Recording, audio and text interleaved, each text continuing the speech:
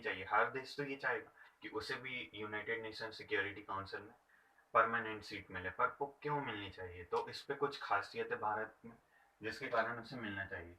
तो और veto power, permanent seat जैसे मिल जाएगी उसे अपने आप वीटो पावर मिल जाएगी। तो जब हम आज़ाद भी नहीं होते 1945 में, उसके पहले हम इसके संस्थापक हैं, हम इस उसमें उससे जाकर जुड़ गए थे कि जब हमें आज़ादी मिलेगी हम इसमें सदस्यता ले लेंगे। उसके बाद हमने अन्य देशों को भी प्रेरित किया, चाइना को भी हमने प्रेरित किया कि वो यूनाइटेड नेशन ऑर्गेनाइजेशन से जुड़ जाए। चाइना को वो हमें ही मिलने वाला था, भारत को ही मिलने वाला था वीटो पावर, परमानेंट सीट, लेकिन बाद में वो चाइना को मिल गया क्योंकि जो खास तौर से जो सेकेंड वर्ल्ड वॉर में जीते थे उन्हीं को वीटो पावर मिली। यदि हम देखें अमेरिका, ब्रिटेन, फ्रांस, रशिया और इनडायरेक्टली चाइना भी जीता था तो इनको परमानेंट सीट मिली। उसके बाद डेमोक्रेसी, वर्ल्ड की सबसे बड़ी डेमोक्रेसी, यूनाइटेड नेशन ऑर्गेनाइजेशन कहता है हमें नागरिकों के ऊपर अत्याचार नहीं होने चाहिए, इसलिए हर देश में डेमोक्रेसी होनी चाहिए। तो वर्ल्ड का सबसे बड़ा देश डेमोक्रेटिक है, उसको आपने परमानेंट सीट नहीं दी। लेकिन जो कम्युनिस्ट सोच रखने वाला कम्युनिस्ट चाइना, वहाँ पे 50 से 100 लोग होते हैं उनकी पार्टी के, वही डिसाइड करते हैं कि वहाँ का लीडर कौन बनेगा, चाइना का प्रेसिडेंट कौन बनेगा। लेकिन इंडिया में हम देखें वहाँ पे कॉमन पीपल जो सिटीजन है चाइना के उनको वोट डालने का राइट नहीं। लेकिन इंडिया में हम देखें तो डेमोक्रेसी और हर एक व्यक्ति तो इसका उल्टा कर रहा है। जिसके देश में अत्याचार होता है नागरिकों को उनको अधिकार है, लेकिन जहाँ पे डेमोक्रेसी उनको आपने परमानेंट सीट नहीं दी। उसके बाद हम देखें सेक्युलर, तो इंडिया सेक्युलर कंट्री है। आपने देखा होगा अभी तक 5 प्रेसिडेंट और प्राइम मिनिस्टर बन चुके हैं। आपको केवल 273 सीट लानी होगी, चाहे आप किसी भी धर्म से संबंधित हो, बिलोंग करते हैं, उससे कोई मतलब नहीं। पीस, शांति की सबसे ज्यादा बात तो भारत ही करता है पूरे विश्व में, शांति की, वसुधैव कुटुंबकम।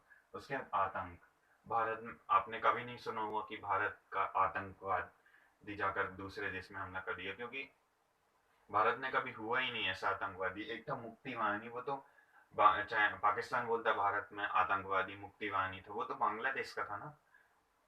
इसके बाद हम देखेंगे, हाँ हमने आतंक झेला, पाकिस्तान हम पर हमला करता, WHO।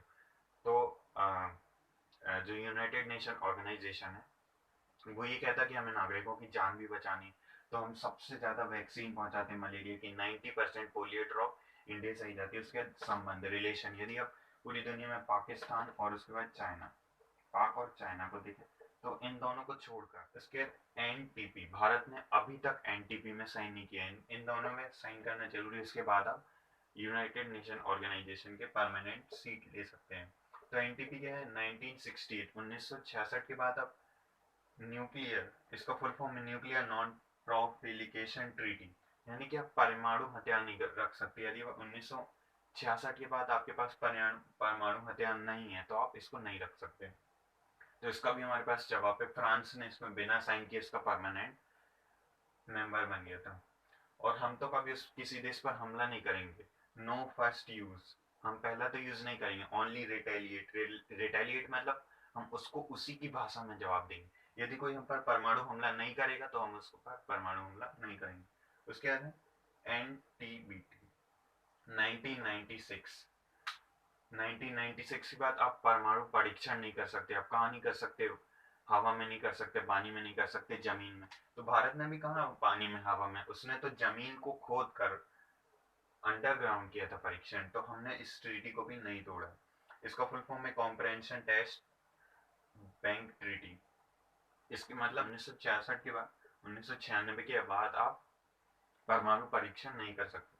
उसके बाद है जम्मू एंड कश्मीर, तो 1950 का ये मैटर है। तो डिक्सन कमीशन, तो डिक्सन कमीशन बनाई थी यूनाइटेड नेशन सिक्योरिटी काउंसिल ने इसको सुलझाने के लिए। तो सबसे पहले डिक्सन, यूनाइटेड नेशन ने बाद में खुद ही कह दिया था it is internal matter of पाक एंड इंडिया।